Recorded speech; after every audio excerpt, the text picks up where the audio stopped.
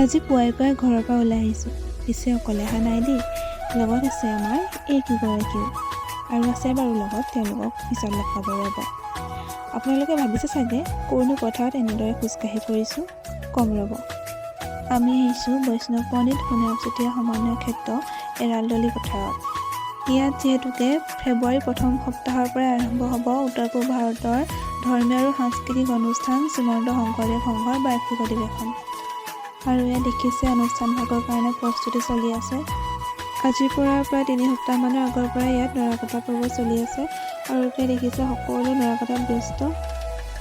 কামৰ মাজতে আকৌ আমাৰ এয়া পেট পূজা। পিছে আমি পেকেটবোৰ তাতে পেলাই থৈ অহা নাই দেই, লগত লৈ আহিছোঁ।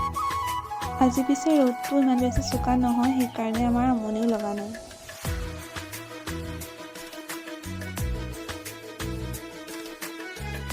টেঙা বতৰত যদি টেঙা নাখাওঁ তেন্তে কেতিয়া খাম?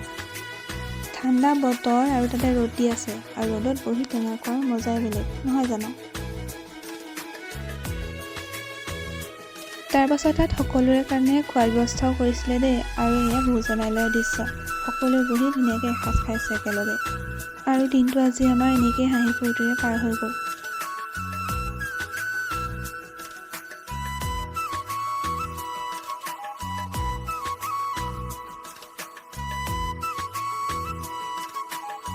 তাৰপিছত আন্ধাৰো হৈ আহিলে, আৰু আমি সকলো নিজৰ ঘৰলৈ বুলি ওলাই আহিলোঁ। আজিলৈ আহিছোঁ, বাই বাই।